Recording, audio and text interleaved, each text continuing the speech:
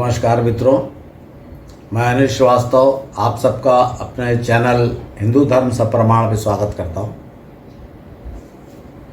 जैसा कि पिछले 175 एपिसोड से हम देख रहे हैं, आप भी जो मेरे साथ देख रहे हैं, जो लोग मेरे सब्सक्राइबर हैं वो देख रहे हैं कि हम हिंदू धर्म की एक एक बात का विश्लेषण करते चल रहे हैं। इसमें सभी सत्य बातों को सामने ला रहे हैं और जितने इसमें पाखंड है, गप है, कल्पनाएं हैं, उनको अलग करते जा रहे हैं। क्योंकि ये बात इसलिए ज़रूरी है कि जो नई पीढ़ी अपने पुराने संस्कारों से, अपने इतिहास से, अपनी संस्कृति से, इन पाखंडों के कारण ये जो गप हैं, जो अद्भुत अकल्पनीय बातें लिखी हैं, उनके कारण दूर हो जाते हैं। और हमारे धर्म की जो महानता है, जो गरिमा है और जो कहना चाहिए जो फिलॉसफी है, उससे दूर हो जाते हैं, हट जाते हैं।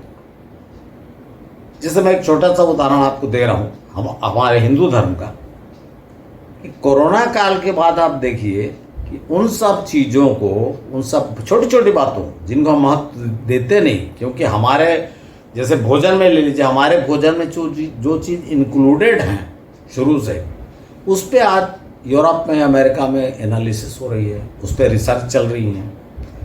जैसे हल्दी, अब हल्दी को हम लोग तो शुरू से जानते हैं, तो हम महत्व तो नहीं देते। हमारे यहाँ चोट लग गई तो हल्दी लगा दो। स्किन का जो महिलाओं को अपना स्किन ठीक करनी है तो हल्दी का उपटन लगा लो। लेकिन ये सब बातें हमारे लिए से महत्वहीन है। और हमारे यहाँ की जो युवा पीढ़ी है, हल्दी लगाना बहुत बेवकूफ़ी काम समझ रही है। लेकिन विदेशों में इस पर रिसर्च चल रही है। इसी तरह मैंने बताया था पिछली बार कि मोरिंगा पाउडर, अर्थात जो सहजन होता है, मुनगा, उसकी पत्तियाँ, और हमारे यहाँ तो उसकी भाजी खाते हैं, मुनगा खाते हैं, बहुत कॉमन है। तो मित्रों, ये जब हम जो चीज़ें हमको हमारे ऋषि मुनि ने सिखाया है, जो हमारे रोज़मर्रा के काम में है, उसको हम महत्व तो नहीं देते। आप एक भारतीय भोजन को देखिए, किसी का भी, आप, मैं ये नहीं बोल रहा हूँ कि आप नॉर्थ इंडियन देखिए, आप साउथ इंडियन में देखिए। आज सब डॉक्टर बता रहे हैं आपको कि भाई फर्मेंटेड फूड खाओ। फर्मेंटेड फूड क्या? इडली, डोसा है, और ये आपका जो गुजराती है ढोकला, फर्मेंटेड फूड। इससे आपके प्रोबायोटिक्स बढ़ेंगे पेट के। अब हमारे ऋषि मुनियों ने तो ऐसा लिखा नहीं कि फर्मेंटेड फूड खाओ प्रोबायोटिक्स बढ़ेंगे, पर हमारे खान पान में वो चीज़ें शामिल है और इसलिए हम उनको महत्व नहीं दे रहे हैं और हम डिब्बा बंद फूड जो बीमार करते हैं उनकी तरफ बढ़ रहे हैं। इसीलिए हमारे धर्म की एक एक बात को, क्योंकि ये धर्म नहीं है, ये खाली पूजा नहीं है ईश्वर की, इसमें विज्ञान है और इसलिए इसको जानना जरूरी है। तो मित्रों, जैसा मैंने आपको पिछले एपिसोड में, आप महाभारत की जो हम चर्चा कर रहे हैं, उससे पिछले एपिसोड में मैंने आपको बताया कि भाई द्रौपदी का विवाह केवल युधिष्ठिर से हुआ। इसमें मेरे ही, जब अभी ये एपिसोड आएगा तो आप देखिए, मेरे ही दोस्तों ने इस पर ऑब्जेक्शन लिया कि भाई सब जानते हैं कि द्रौपदी पांचों पांडव पत्नी थी और आप बोल रहे हैं। मैं कहा, मैं नहीं बोल रहा हूँ, मैं आपको बता रहा हूँ। मैं आपको बता चुका हूँ कि महाभारत के कई संस्करण हैं अलग अलग, और जो आपको यहाँ ज़्यादा लोकप्रिय है नॉर्थ इंडिया में, आपका गीता प्रेस गोरखपुर वाला, उसमें लिखा हुआ कि पांचों पांडव, माता कुंती ने कहा कि पांचों भाई बांट लो, तो पांचों से विवाह हो गया। लेकिन इसी को जब आप आगे देखेंगे कि भाई क्या वर्णन है, तो मैंने आपको बताया कि भाई इनका द्रौपदी का विवाह हुआ युधिष्ठिर से, युधिष्ठिर से विवाह हुआ तो भाई सुहागरात हुई, और सवेरे फिर वो कन्या बन गई। मान ली, मैं इस पे बहस नहीं करूंगा, कन्या बनने के लिए कन्या बन गई, और दूसरे दिन फिर भीम से विवाह हुआ। तो मैं सिर्फ इतनी बात जानना चाहता हूं कि कन्या बन गई, भीम से विवाह तो ठीक है, पहले पति का क्या हुआ? क्या पहले हिंदू धर्म में एक पति के रहते हुए कोई महिला दूसरी शादी कर सकती है। आज भी जो हिंदू विवाह कानून है उसके अनुसार आज भी नहीं कर सकती। अवैध विवाह होता है, अगर आप एक पत्नी के रहते हो दूसरी पत्नी कर लो शादी, हो ही नहीं सकता। इसके अलावा जहाँ जहाँ का उदाहरण दिया जाता है, जो किन्नौर क्षेत्र है कि जहाँ बहुपति प्रथा है, आज भी कुछ कुछ जातियों में है, वहाँ भी विवाह केवल एक से होता है, एक से विवाह होगा और वो जो स्त्री है, महिला, वो सब भाइयों की पत्नी होगी, पर विवाह नहीं होता बाकी से। इस बात को स्मरण रखिए कि जब एक बार अग्नि की साक्षी में किसी पुरुष को पति माना तो उसके जीवित रहते तो असंभव है। अब वो आजकल तलाक हो रहा है तो भाई तलाक होना चाहिए, मृत्यु हो रही, मृत्यु के बाद शादी करोगे तो मृत्यु होना चाहिए, तो ऐसा कुछ नहीं था। और आप बोल रहे पांचों पांडवों से शादी हो गई, तो ये तो धर्म के हिसाब से भी ठीक नहीं है। तो ये भी तर्क, ऐसा भी तर्क से देखते चलिए। और मैं तो आपको बताता चल रहा हूँ ना कि श्लोक के हुआ क्या। माता कुंती वाला बताया कि कहानियाँ चल गई, माता कुंती ने कहा बांट लो पांचों। मैं आपको बताया कि भगवान कृष्ण तो साथ में गए, तो फिर ये बात कब उठी कि वो अंदर से ही बोल दी बांट लो, बाहर से ही आवाज दी युधिष्ठिर ने, ऐसा कब हुआ? तो इसलिए जो इस तरह की जो मतलब काल्पनिक जो बातें हैं उनको अलग हटके ही इतिहास जाना जा सकता है। तो हम वही प्रयत्न कर रहे हैं। अब आइए, जो आपको मैंने बताया था, जो द्रौपदी विवाह के बाद जो कुछ हुआ, जैसे कि वो क्या बोलते हैं, इंद्रप्रस्थ में राज्य बनाया, उसके बाद वो जुआ वाली घटना घटी, उसके बाद इनको वहाँ जुए वाली घटना में भी मैंने आपको बताया कि द्रौपदी का जो वस्त्र हरण कि क्यों किया जा रहा था और क्यों सब बुजुर्ग चुपचाप बैठे थे, वो मैंने आपको बताया है। तो वो देखिए, एक तार्किक जो सबूत रहता है ना, तर्क रहता है, तर्क संगत जिसको बोलते हैं बात, उसको मानना चाहिए। क्योंकि मैं आज आपको बताऊंगा कि क्यों मैं कह रहा हूं ये बात, और क्या प्रूफ। देखिए, हम एक बात से नहीं मान लेते इसलिए मान लो कि भाई ऐसा नहीं हो सकता, ऐसा नहीं। उसके आपको मैं पुराणों से ही प्रमाण भी देते चल रहा हूं। अब देखिए, ये मैं आपको आगे ये घटना बताऊंगा, जो ये बात है ना कि श्री कृष्ण को याद किया और श्री कृष्ण ने वो साड़ी बढ़ानी शुरू की और इतना कपड़ों का ढेर लग गया और दुशासन थक गया। ये मैंने आपको बताया कि ऐसा नहीं है। क्यों वस्त्र उतारने की कोशिश की गई वो भी है। और द्रौपदी ने जब धमकाया होगा कि भाई ये सब क्या है, मैं एक वस्त्राऊँ कहा, तो ये सब खत्म हुई बात। और निश्चित रूप से श्री कृष्ण का नाम लेके धमकाया ही होगा, उनसे कहा होगा कि आप भूल गए क्या वो घटना जब शिशुपाल का सर कट गया था। तो बात न बढ़ने देने के कारण बुजुर्गों ने समझौता करा दिया और बात ये हुई कि सब आज़ाद कर दिए गए, लेकिन उनका धन वन तो इनके पास रहा और उनको हस्तिनापुर से निकाल दिया गया। और वो 12 वर्ष का वनवास और 1 वर्ष का अज्ञातवास वाली शर्त रखी वापस अपना राज्य देने के लिए। तो अब आइए हम इसके बाद क्या हुआ इसको देखते हैं।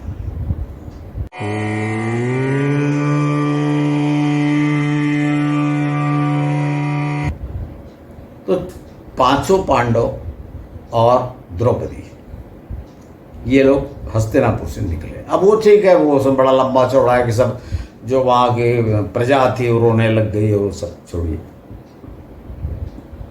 इसके आगे का वर्णन ये है, हमको सिर्फ इतिहास देखना है, इसमें भावुकता पे नहीं पढ़ के कि वो कहाँ गए। तो इसमें जो वर्णन है, पहले वे द्वैत वन में गए। द्वैत वन है, वहीं बताया गया है कि हस्तिनापुर से जैसे ही निकले द्वैत वन, कुछ दिनों वहां रह के द्वैत वन से वो चले गए काम्यक वन में। अब ये काम्यक वन जो है ना, इसके बारे में मैं आपको बताऊं, इसका वर्णन है सरस्वती नदी के तट पे वन था वन। तो इससे ऐसा लगता, चूंकि सरस्वती नदी वाली बात है, तो इसका अर्थ यह है कि वो जो आज उत्तर प्रदेश का इलाका है, जो हस्तिनापुर वाला, वहाँ से वो सीधे उत्तर की दिशा की ओर बढ़े और आज का जो हरियाणा प्रदेश है वहाँ गए, काम्यक वन। तो आज भी काम्यक वन में है कि भाई यहाँ रहे, स्थान है सब। देखिए आप, छोटे छोटे वीडियो हैं या वो है, लोग जाते हैं, ब्लॉग अपना जो डालते हैं, ब्लॉगर हैं, तो यहाँ पर काम्यक वन में गए। अब ये तो बड़े, हो सकता है आपको लगे कि अब ठीक है वन में 12 साल रहे, लेकिन देखिए यही प्रॉब्लम है कि वन में 12 साल रहे तो जो प्रमुख घटनाएं जिनको आप छोड़ देते हैं या जिनको जिनका जादू भरा वर्णन है, उसको जरा एनालिसिस करिए। सबसे जो घटनाएं घटी, देखिए 12 वर्ष उन्होंने वन में बिताए और 13वां वर्ष उन्होंने अज्ञातवास में। तो अज्ञातवास में क्या हुआ? अज्ञातवास में आपको पता है ना कि पांचों भाई अपना राजा विराट के यहाँ नौकरी करने लगे और द्रौपदी भी उनके यहाँ दासी हो गई, रानी की। तो ये सब जो वो काम करते थे, जैसे उदाहरण के लिए अर्जुन ब्रहनल्ला बन गया और राजकुमारी को संगीत और नृत्य की शिक्षा देने लगा। तो ये आप जानते हैं, आप सब लोग जानते हैं, मैं आपको नई बात नहीं बता रहा हूँ। लेकिन क्या आपने कभी सोचा कि अर्जुन को ये कहाँ से आ गया? वो तो धनुर्विद्या सीख रहा था ना, तो नृत्य कला और संगीत का ज्ञानी कब हो गया वो? और इतना ज्ञानी हो गया कि वो सिखाने लगा। तो लेकिन हम लोग इसी में बिजी रहते हैं, ब्रहनल्ला बन गया और उसको थर्ड जेंडर के रूप में दिखा, बस उसी में प्रसन्न है। ये प्रश्न उठना चाहिए दिमाग में कि भाई ये वाला ज्ञान कैसे प्राप्त, कब शिक्षा उसने प्राप्त की? इसका तो कोई वर्णन है नहीं। और भी बहुत सी घटनाएं, बड़ी प्रसिद्ध घटनाएं हैं जिसपे बहुत साहित्य रचा गया संस्कृत में। वो सब मैं आपको 1 बाय 1 बताऊंगा, इसको आप देखते चलिए। तो सबसे पहले मैं आपको वर्णन कर रहा हूं भगवान श्री कृष्ण के काम्यक वन में आने का। भगवान श्री कृष्ण काम्यक वन में आए, पांडवों से मिले और उन्होंने कहा कि मुझे तो इस घटना का पता ही नहीं था। अब देखिए यहाँ पे आप लोग क्या बोलते हैं कि द्रौपदी का चीरहरण हो रहा था, वस्त्रहरण, तो श्री कृष्ण जी बढ़ा रहे थे। और यहाँ श्री कृष्ण जी क्या बोलते हैं कि मैं तो प्राग्ज्योतिषपुर गया था, वहां से जब लौटा, आक्रमण करने गया था प्राग्ज्योतिषपुर, वहां से जब लौटा तो ये घटना मुझको विदित हुई तो मैं यहां दौड़ा चला आया। अब ये देख लीजिए आप श्लोक। अब आप प्राग्ज्योतिषपुर वाली बात याद है ना? प्राग्ज्योतिषपुर कहाँ है? आज का जो असम का राजधानी है गुवाहाटी, उसका एक मोहल्ला है, समझ लीजिए प्राग्ज्योतिषपुर। और श्री कृष्ण यहाँ क्यों गए थे? वो जो घटना घटी थी, उनके पुत्र का अपहरण किया था प्रद्युम्न का। तो जब वो प्रद्युम्न आया बहुत साल बाद, तब फिर पता लगा तो श्री कृष्ण जी हमला करने गए। और जब हमला करने गए तब तक वो शंबरासुर जिसने अपहरण किया था वो मर गया था, और उसका लड़का नरकासुर वहाँ का राजा था।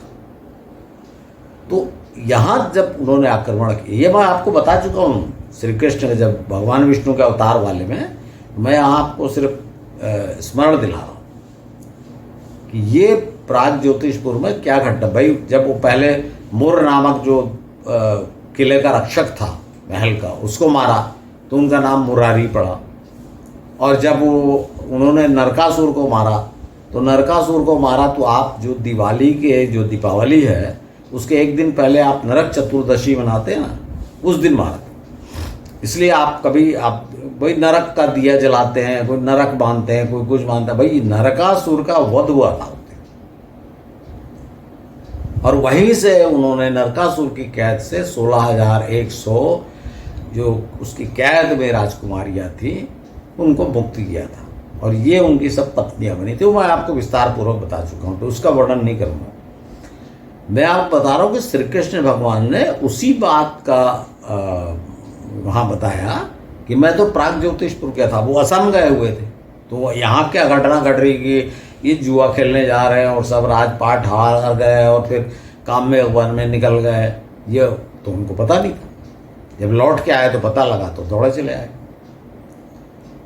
तो अब क्योंकि आपको इसमें बहुत सारी चीज़ सोचना है ना भाई, आप ये जो बताते हैं महाभारत की कथा, कभी आपको भाई आप स्वयं भी उसको यूज़ करिए, अपने क्वेश्चन मार्क करिए कि भाई जब देखिए पहली बार जब वारणावत से पांडव भागे थे तो कैसे रहा उन्होंने, वो ब्राह्मण के वेश में रहे और भिक्षा मांग के अपना जीवन निर्वाह किया उन्होंने। अब यहाँ भी खाली हाथ, यहाँ तो और जुए में सब कुछ हार गए, यहाँ तो खाली हाथ निकले, लेकिन क्या उन्होंने भिक्षावृत्ति की? नहीं की। न ब्राह्मण के वेश में रहे, क्षत्रिय के वेश में थे, तो उनका खर्चा कैसे चलता था? इसलिए कि जब भगवान श्री कृष्ण वहाँ पहुँचे, वो तो द्वारका के राजा थे, बहुत बड़े राजा, तो उन्होंने ये उनका सब प्रबंध कर दिया। क्योंकि आगे जब आप देखेंगे ना, वो घोड़े रथ तो सब है उनके पास, और इतने साल की खाने पीने की व्यवस्था सब उन्होंने की, और राजा द्रुपद ने भी की होगी, जो अब युधिष्ठिर के ससुर हो गए, उन्होंने भी की। तो ये सब राजाओं से जब उनका संबंध हो गया तो उनको ये वाली प्रॉब्लम नहीं रही रोज के खर्चे वाली। तो एक तो यहाँ पर ये घटना घटी जो श्री कृष्ण वाला मैंने आपको बताया, भगवान श्री कृष्ण जब मिलते हैं और यहाँ भगवान श्री कृष्ण ने कहा कि मैं द्वारका जाता हूँ और आप लोग यहाँ बिताओ, और फिर बीच बीच मिलने आते। श्री कृष्ण इस 12 वर्ष में कई बार आए उनका हालचाल लेने, हर एक साल 2 साल में आ जाते थे, और उनकी जो व्यवस्था, जो उनकी आवश्यकताएं रहती थी वो पूरा करते थे। सभी आते होंगे, द्रुपद, उनका बेटा धृष्टद्युम्न, सभी आते होंगे, वो बहन थी उनकी वन में। तो इस प्रकार से, और ये अपना साधु संतों को, सब मुनि आए, बड़े बड़े मुनि इस बीच में आते रहे, मार्कंडेय ऋषि, लोमस ऋषि, सबका वर्णन है। यहाँ तक कि व्यास जी भी आए, धौम्य ऋषि जो उनके गुरु थे वो तो साथ में ही रहे। तो ये कार्यक्रम उनका चला। अब आप सोचिए कि क्या वो 12 वर्ष बिता दिए उन्होंने ऐसे? नहीं। क्या हुआ कि जब कुछ वर्ष बीत गए, 4-5 वर्ष ऐसे निकल गए, तो इनका चिंता हुई कि भाई 12 वर्ष जब हो जाएगा तो 13वां वर्ष तो इनको अज्ञातवास करना है। तो अज्ञातवास हम कैसे करेंगे? और जब हम अज्ञात किसी को पता ना चले कि हम लोग कौन हैं, तो हम अपनी दिनचर्या कैसे, अपने जो जीवन निर्वाह कैसे करेंगे? तो उसकी तैयारियां हुई इस बीच में। तो देखिए श्री कृष्ण महाराज चल रहा था, लेकिन जब अज्ञातवास में रहेंगे तो इनसे मदद लेंगे तो पता लग जाएगा कहाँ है, तो पता नहीं लगना चाहिए ना, और किसी को नहीं पता लगना चाहिए। मतलब यहाँ तक कि भगवान श्री कृष्ण को, द्रुपद को, इनको भी पता नहीं लगना चाहिए कि अज्ञातवास कहाँ है, क्योंकि किसी के मुंह से निकल जाएगा, यह राजा लोग हैं, कभी मिलने आएंगे तो ये तो रथ से आएंगे तो सारथी को पता लग जाएगा। तो इसलिए ये था कि बिल्कुल किसी को पता ही नहीं चले, अज्ञातवास वाली बात। तो उसकी तैयारी क्या किया जाए, तब इन्होंने सोचा क्या किया जाए। तब ये जो अज्ञातवास में जो हुआ था ना, जो देखिए युधिष्ठिर किस बात पे हारे थे कि उनको जुआ खेलना नहीं आता था, एक्सपर्ट नहीं थे, तो उन्होंने उस पर ही एक्सपर्टाइज किया। जो पासे के खेल में, पासा फेंकने में उन्होंने विशेषज्ञता प्राप्त की इस पीरियड में, जंगल में। क्यों? क्योंकि जब वो किसी को पता भी लग जाएगा कि पासे के खेल में कोई पारंगत है, तो उसको ये शक नहीं होगा, क्योंकि युधिष्ठिर को तो बोले आते नहीं खेलने और वन में है। तो ये किया। अब सबका खाना पीना, भाई आपको पूरा जो भोजन तो सामग्री पूरी उपलब्ध थी, अच्छा सुस्वादु जो भी सामग्री चाहिए सुस्वादु भोजन से उपलब्ध थी। तो ये काम भीम ने ले लिया और एक से एक व्यंजन पकाने लगे, वो बनाने लगे। अब ये तो 2 हो गए, और वो नकुल सहदेव भी कोई अश्व संभालने का काम सीखने लगे कि अश्व कैसे संभाला, क्या किया जाता, कैसे मालिश की जाती, कैसे घर करा, कैसे सिखाया जाता है, ट्रेनिंग कैसे दी जाती है। और सहदेव अपना वो करने लगे, गायों को देखने लगे। नकुल सहदेव ने एक गाय को, एक अश्व को। अब अर्जुन का सवाल देखिए क्या लिखा है। जब भाइयों में बात हुई कि अर्जुन क्या करेगा, क्योंकि बाकी चार का तो हो गया डिसाइड, तो अर्जुन को एक तो युधिष्ठिर ने कहा कि एक तो हमको अपनी ताकत भी बढ़ानी है। अज्ञातवास तो ठीक है, अज्ञातवास कर लेंगे, अज्ञातवास कर लेंगे, 12 वर्ष का वनवास हो जाएगा, 5-6 वर्ष हो गए, और उसके बाद फिर जब लौट के आएंगे और फिर भी हमको राज्य नहीं मिला तो, नहीं दिया तो, क्योंकि वो बोल देगा जीता है तरह तरह, अभी तो बहाना बना दिया, और इतना लंबा समय बीत गया रहेगा, क्या पता भाई क्या होता है, और किसको पता है 13 वर्ष बाद क्या होगा। तो हमको अपनी शक्ति भी बढ़ाना चाहिए। तो अर्जुन इसके लिए तुम करो कुछ, और इसी में तुम अपना ऐसा कुछ खोज के निकालो कि जो तुमको अज्ञातवास के समय तुम जिस काम को कर सको। तो अर्जुन ने कहा कि ठीक है, और अर्जुन जैसा वर्णन है कि अर्जुन चले गए सीधे उत्तर दिशा की ओर, और ये सब पर्वतों के नाम जैसे आते हैं ना, वो सब दे के वो मतलब वो इंद्र की पुरी अर्थात अमरावती पहुंच गए, इंद्र के पास। तो इंद्र ने कहा कि ठीक है मैं आपका प्रबंध करता हूं। अब वो ठीक है, इसमें लिखा हुआ कि भाई इंद्र अर्जुन का मतलब अर्जुन जो थे इंद्र का ही पुत्र थे, तो इंद्र ने मदद की, उसको छोड़िया। जब वो पहुंच गए और उन्होंने अपने संकटों के बारे में बताया और कहा कि मैं मदद लेने आया हूं, तो इंद्र ने बोला मेरे अस्त्र शस्त्र तो मैं आपको दे दूंगा, लेकिन जो रुद्र हैं वो बड़े शक्तिशाली हैं, तो पहले आप उनको प्रसन्न करके उनका जो पाशुपत अस्त्र है उसको लो, उसको जब तुमको मिल जाएगा ना तो तुम अजेय हो जाओगे। तो मित्रों यहाँ एक जबरदस्त कहानी जिसका आपने नाम सुना होगा, और ये संस्कृत साहित्य में जो 3-4 बड़े प्रसिद्ध काव्य हैं ना, उसमें से एक है, और उसका नाम है किरातार्जुनीयम। और ये स्टोरी आपने पढ़ी, कई जगह पुराणों में वर्णन है कि भगवान शिव किरात के रूप में आए। एक किरात आया और अर्जुन गया तो एक जो जंगली सुअर वराह निकला, तो एक ही समय पे किरात ने और अर्जुन ने एक साथ तीर छोड़े, दोनों लगे, वो मर गया। तो दोनों का अपना अपना दावा था कि मेरे तीर से मरा, और दोनों में युद्ध होने लगा, और ये युद्ध का कोई डिसीजन नहीं हो पा रहा था। अर्जुन समझ गया कि भाई यही है रुद्र, अब भगवान शिव करके साफ साफ लिखा हुआ है। तो उस किरात ने एक्सेप्ट कर लिया, वो भी इनकी वीरता देख के बड़ा प्रसन्न हुआ, और फिर किरात ने अर्जुन को पाशुपत अस्त्र दिया। ये पाशुपत अस्त्र क्या है? त्रिशूल, जो जबरदस्त था, जिससे सब लोग डरते थे उस समय, क्योंकि इसमें जो मेटल था वो इतना तगड़ा था। देखिए वो कौन सा पीरियड था, बार बार मैं आपको पहले भी बताया हूँ कि वो पीरियड कांस्य युग था, ताम्र युग फिर कांस्य युग। तो बहुत संभव है कि जो नागवंश था उनके जो हेड थे उनको मालूम था कुछ ज़्यादा स्ट्रांग मटेरियल। इसको मैं अगर स्पष्ट रूप से आपको बोल दूंगा कि वो लोहा था, तो इसका प्रमाण तो मैं आपको दे नहीं पाऊंगा, क्योंकि सब वैज्ञानिक बोलेंगे भाई लौह युग नहीं प्रारंभ हुआ था। लेकिन जो भी बहुत संभव है, क्योंकि जंगलों में ही रहते थे, तो इनको ऐसा मेटल था वो, या इसी को जैसे आपने देखा होगा तांबे को कांसा बनाया जाता है, पीतल बनाया जाता है जो अधिक कठोर होता है, जो भी था, मतलब वो अधिक कठोर था।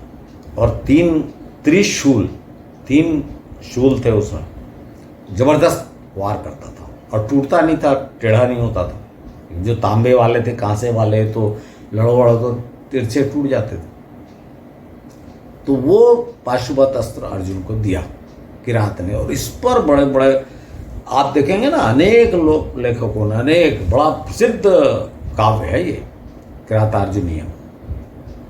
तो ये घटना घटी। एक तो फिर वापस जब अर्जुन इंद्र के पास गए। अमरावती, अमरावती कहाँ है आपको थोड़ा पता है? ये अमरावती जो आप इसको समझ लीजिए मिडिल हिमालय।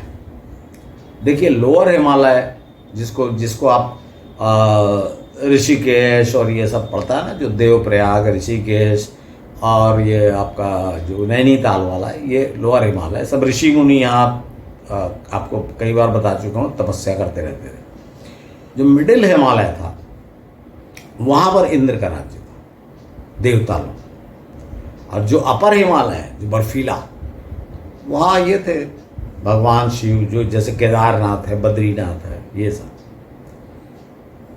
तो ये मैं आपको अपनी स्टडी का आधार बता रहा हूँ, ये आपको कहीं मिलेगा नहीं। तो ये क्या हुआ कि ये इंद्र के पास गए। तो जब ये सब हो गया तो इन्होंने इंद्र से बोला कि अब ये तो पाशुपत अस्त्र मिल गया मेरे को लड़ने के लिए, लेकिन मुझको समय बिताना है अज्ञातवास में, तो मैं क्या करूं? तो उसकी भी लंबी चौड़ी कहानी बताई गई है। उसको छोड़िए, और उर्वशी को बुलाया इंद्र ने, ऐसा किया वैसा किया।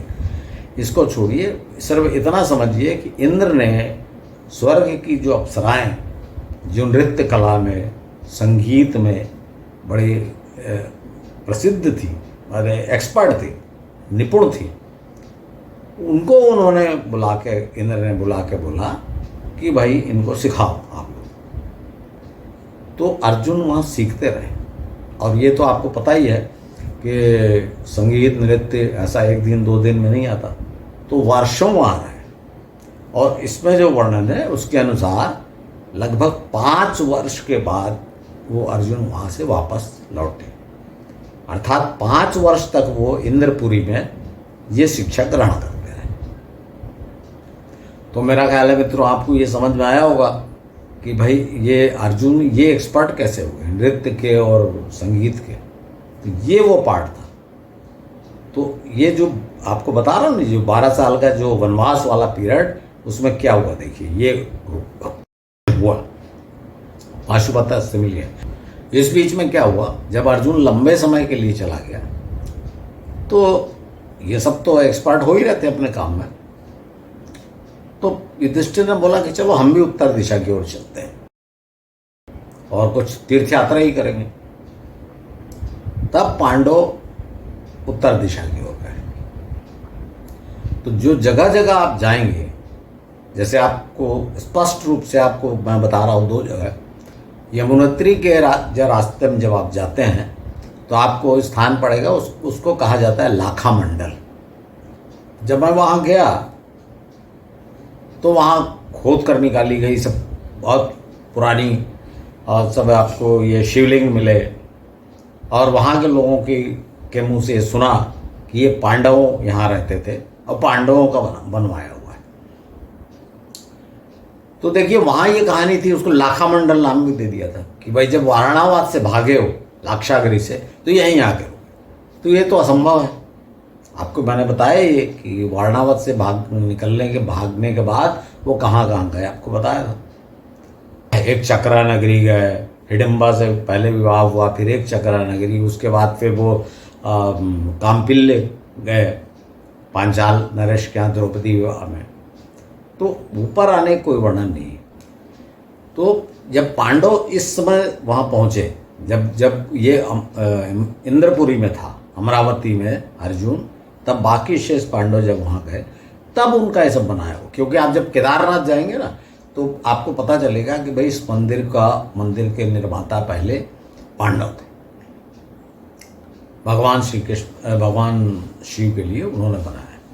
और ये लाखा मंडल की भी कहानी, लाखा मंडल में बोले ऐसा करते, तो ये उस समय का है ये सब। तो पांडवों ने बद्रीनाथ भी किए, वर्णन है बद्रीनाथ तक गए पांडव।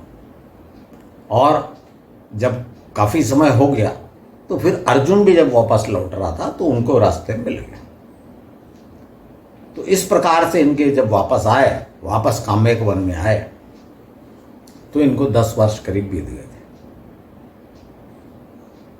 तब इन्होंने सोचा कि अब एक्सपर्ट हो गए थे, अज्ञातवास की तैयारी हो गई थी और अस्त्र शस्त्र भी इनके पास आ गए थे। तो बोले अब कहाँ चलना चाहिए। तो इनको ये मालूम था कि भाई दुर्योधन को ये ज्ञात है कि उत्तर दिशा की ओर हम गए, तो ज़्यादा संभावना तो उत्तर दिशा में खोजेगा हमको, तो उत्तर दिशा की ओर न चला जाए। और वे काम्यक वन से वे चले गए दक्षिण पश्चिम दिशा की ओर, एकदम उल्टा। और कहाँ चले गए? विराट नगर, जो मत्स्य देश कहा गया, मत्स्य देश, मत्स्य देश के राजा विराट की राजधानी थी विराट नगर, वहां पहुंच गए। अब देखिए आज ही विराट नगर कहाँ है, आप देखेंगे ना, तो जयपुर के बाहर खंडहरों में ये विराट नगर था। इसको आज ही बैराठ कहा जाता है और माना जाता है कि यही विराट नगर था। तो राजा विराट के यहाँ ये पहुंच गए और यहां पर ये स्थापित हो गए और अपना अब ये इसका कारण क्या था? एक तो कारण ये था कि जो राजस्थान का एरिया था, यहां से द्वारका पास है, आपको पता है जयपुर से द्वारका पास है। एक तो कारण ये था कि श्री कृष्ण का सुरक्षा में हम रहेंगे। दूसरा कारण ये था कि भाई वो कल्पना नहीं कर पाएंगे, भाई उनका दुर्योधन का जो कौरव है उनको ज़्यादा शक रहेगा कि या तो ये द्वारका तरफ गए होंगे, श्री कृष्ण के अज्ञातवास करेंगे या द्रुपद के यहाँ करेंगे, या फिर ऊपर हिमालय में चले गए होंगे। इन जगहों पे वो खोजेंगे, तो वो यहाँ पे रहने लगे और यहाँ पर उन्होंने अज्ञातवास का 1 वर्ष काटा। इस बीच में मित्रों क्या हुआ कि एक और छोटी सी घटना घटी जिसका वर्णन मैं इसको बताना नहीं चाहता, कोई बड़ा इंपॉर्टेंट नहीं है, पर नहीं बताऊंगा तो आप ही लोग बोलेंगे कि कहीं पढ़ेंगे तो। अब वो घटना ये थी कि जयद्रथ जो था दुर्योधन का बहनोई, दुर्योधन की जो बहन थी दुशाला, उसका पति, ये सिंधु देश का राजा, इसको सिंधु देश, सवीर देश का राजा कहा गया है। और आपको पता है सिंधु देश कौन सा? आज का जो पाकिस्तान का सिंध है। तो ये जब वन से आ रहा था, हस्तिनापुर जा रहा होगा सिंधु देश से आके, तो इसने द्रौपदी को देखा और इसको पता लगा कि भाई ये तो असहाय हैं, पांडव वन में निवास कर रहे हैं और द्रौपदी तो बहुत ही आकर्षक थी। तो उसने द्रौपदी का अपहरण करने का प्रयत्न किया, उठा के ले भी जा रहा था। तो धौम्य ऋषि चिल्लाते चीखते चिल्लाते रहे, तो पांडव लौट आए और उन्होंने उसको पकड़ लिया, द्रौपदी को छुड़ा लिया और उसका सिर आधा मोड़ दिया, कुछ भी आधा इधर के बाल छोड़ा उधर के काटा, इस तरह के आप मान करके, और उसको मारा इसलिए नहीं कि भाई हमारी जो बहन लगती है उसका पति है। तो इसी घटना को बड़ा लंबा चौड़ा किया गया। बाद में जो मैं बताने का अर्थ ये है कि जो बाद में घटना घटी थी ना, जयद्रथवाद, उसके पीछे ये सब कहानी भी, ये मैं आपको बताता चल रहा हूँ। महाभारत युद्ध में जो हुआ उसके पीछे बैकग्राउंड में बहुत कुछ है। तो जयद्रथवध के पीछे एक घटना ये भी है। दूसरी घटना, जब ये हो गया, इनका समय तैयारी हो गई और ये अज्ञातवास के लिए जब इन्होंने डिसाइड किया कि कहाँ जाना है, मत्स्य देश जाना है, तो ये निकले वहाँ से। कहाँ से? काम्यक वन से। तो काम्यक वन में देखिए आप, ये जो काम्यक वन का ये द्वार है, इसके अंदर वो स्थान है जो बड़ा प्रसिद्ध है। और हमको कहानी, मैं भी अभी तक ये सोचता था कि ये तो कहानी है, जोड़ी गई है, इसका कोई अर्थ नहीं, लेकिन ये स्थान है जहाँ यक्ष ने प्रश्न, वो कहानी आपको याद है ना, यक्ष ने प्रश्न पूछे, 5 पांडव, 4 पांडव से 1 बाई 1 वो मरते रहे कि भाई पानी, जब प्यास लगी वो गए थे झील के पास, वो वाली कथा आपको याद है? तो वो मरते रहे, उसका जवाब नहीं दे पाए। फिर युधिष्ठिर ने जवाब दिया, 5 भाई जिंदा हो। ये कहानी आप पढ़े। जैसे आपको मैंने बताया किरातार्जुनीयम वाला, वैसे ये भी यक्ष प्रश्न बहुत प्रसिद्ध है और संस्कृत में इस पर बड़े बड़े लिखे गए हैं, कई इस पे गीत हैं। आपने सुना होगा अनूप जलोटा का भी वो वाला कि क्या माता से भारी कौन, नहीं, स्वर्ग और इससे, स्वर्ग और धरती से, जन्मभूमि से ज़्यादा भारी कौन। तो आपने जननी जन्मभूमि से स्वर्गादपि गरी, ऐसी सुना है ना, वो है। उसके बाद काजल से भी काला कौन, तो कलंक जो है काजल से भी काला होता है। ये सब युधिष्ठिर ने इन प्रश्न, वो ये प्रश्न पूछा यक्ष ने और युधिष्ठिर ने उसका उत्तर दिया। तो देखिए मित्रों, ये थोड़ा सा हो सकता है इसमें, ये ऐसा लग रहा है कि भाई यक्ष ने प्रश्न पूछा फिर मर गए, बड़ा असंभव सा लगता है, फिर जीवित कर दिया जब युधिष्ठिर ने। तो जैसा मैं आप बता रहा हूँ, यहाँ कुछ घटना घटी होगी कि भाई ये पांडव कुछ वहाँ पानी जहरीला होगा या जो भी होगा, उसको खा के अनकॉन्शियस हो गए होंगे चारों भाई। तो युधिष्ठिर जब आया होगा तो वहाँ यक्ष की मदद से उसने इनको जीवित किया होगा, जो भी कोई जड़ी बूटी खिला के सुंघा के जैसा भी। लेकिन ये ठीक है, मैंने आपको बता दिया, लेकिन ये जो यक्ष प्रश्न 18 प्रश्न पूछे गए थे, ये इतने सुंदर हैं कि भले ही ये कल्पना नहीं घटा, लेकिन जैसे आप बताया ना, ज्ञान जो है ना, इसको पढ़िए, बहुत सुंदर है। और इस पर भी बड़े बड़े काव्य लिखे गए यक्ष प्रश्न में। तो ये घटना भी काम्यक वन में बिल्कुल निकलते समय लास्ट में घटी। इसके बाद पांडव गए मत्स्य देश, यहाँ से निकल के, और ये मत्स्य देश कहाँ पर है और कहाँ रुके, मत्स्य देश में वो कैसे फिर अपना अज्ञातवास उन्होंने किया, ये सब मैं आपको अगले एपिसोड में बताऊंगा। और मित्रों, आशा है कि काम्यक वन में पांडवों ने 12 वर्ष कैसे गुजारे और इसका इन घटनाओं, जो वहाँ घटनाएं घटी, उनका क्या महत्व था, ये आपको ज्ञात हो गया होगा। यहीं पर भी छोटी सी घटना और घटी थी, जो अब उसके बारे में भी आप सुनते रहते होंगे कि दुर्वासा ऋषि आए और उन्होंने 10,000 शिष्यों के साथ उन्होंने द्रौपदी को बोला हम नहा के आते हैं। तो देखिए, ये सब दुर्वासा ऋषि को, ये हम जब ये कहानी पढ़ते हैं ना, लिखने वाले ने क्यों लिखा महाभारत में, लेकिन जब हम पढ़ते हैं, हम ऐसी की ऐसी बताते हैं, तो थोड़ा सा सोचिए कि दुर्वासा कौन है, ऋषि। तो दुर्वासा ऋषि को आप ऐसा समझते हैं, मैं उनके बारे में अब शब्द नहीं बोलूँगा, लेकिन आप खुद सोचिए, आप बोल रहे हैं कि क्या ऐसा समझते हैं कि जो पांडव वनवास में रह रहे हैं, उनके वहाँ पर वो आ गए और उन्होंने कहा कि हम 10,000 शिष्यों को खाना बनाओ, हम अभी आते हैं खा के। निश्चित रूप से दुर्वासा ऋषि गए होंगे वहाँ। क्यों गए होंगे कि जब वो उनके भगवान श्री कृष्ण के गुरु थे वो दुर्वासा ऋषि, ये मैंने आपको बता चुका हूँ। तो जब बार बार श्री कृष्ण जाते थे तो दुर्वासा ऋषि ने बोला, भाई मैं भी चलूँगा, मैं भी उनसे मिल लूँगा, बेचारे वनवास में वन में रह रहे हैं। दुर्वासा ऋषि आए होंगे वहाँ निश्चित रूप से, या तो भोजन किया होगा या नहीं किया होगा कि भाई नहीं करता, मैं अपने नहा के चला जाऊँगा। भगवान श्री कृष्ण ने बताया होगा कि भाई इनकी स्थिति ठीक नहीं है, तो नहीं किया होगा। इस बात को ऐसा बढ़ा चढ़ा के आप बताइए, बढ़ा चढ़ा के कल्पना करिए, पर आप ऐसा बेइज्जती तो मत करिए, अपने ही महापुरुषों की बेइज्जती कर रहे हैं। तो ये इन बात घटनाओं को आपको मैंने जो बताया, इसको ध्यान में रखिएगा, और जब कोई बताता है ना, तो उसको इतिहास के रूप में देखिए और सच्चाई देखिए और स्थान देखिए कि कहाँ पर घटी। तो मित्रों, ये सब घटनाएं, जो 3-4 घटनाओं का मैंने वर्णन किया, इनका महत्व तो आप समझ गए होंगे कि महाभारत में क्या हुआ, इनका महत्व। तो ये इसके बाद पांडव वहाँ से काम्यक वन से निकले और उन्होंने उत्तर दिशा में न जाकर अपना पश्चिम की ओर चले गए, और वहाँ से वो मत्स्य देश पहुँच गए। इसके आगे क्या हुआ, मैं इसको आपको अगले एपिसोड में बताऊंगा। आशा है मित्रों आपको पसंद आया होगा ये काम्यक वन का वर्णन। अगर ये पसंद आया है तो आप इसको शेयर करिए। देखिए, और भी बहुत सारी इसमें चीज़ें हैं, मैं आपको घंटों इसको बता सकता हूँ, लेकिन मैं सिर्फ आपको इतिहास करूँ। अब इसमें जैसे एक है काम्यक वन का, आप जाएंगे वहाँ बताया जाएगा। काम्यक वन अगर आप गए कुरुक्षेत्र में, तो आपको बताया जाएगा कि ये वो स्थान है, काम्यक वन नाम है ना उसका।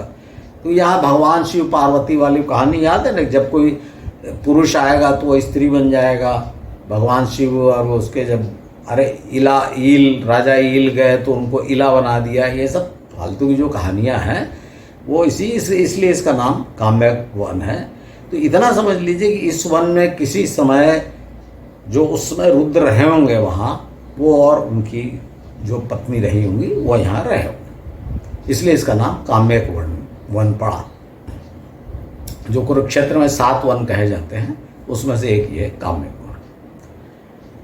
तो मित्रों, आशा है आप अगले एपिसोड का इंतजार करेंगे, जब बहुत ही दिलचस्प प्रसंग आएगा, और वो प्रसंग है विराट नगर का। तो आज के एपिसोड आपने धैर्यपूर्वक देखा, उसके लिए बहुत बहुत धन्यवाद।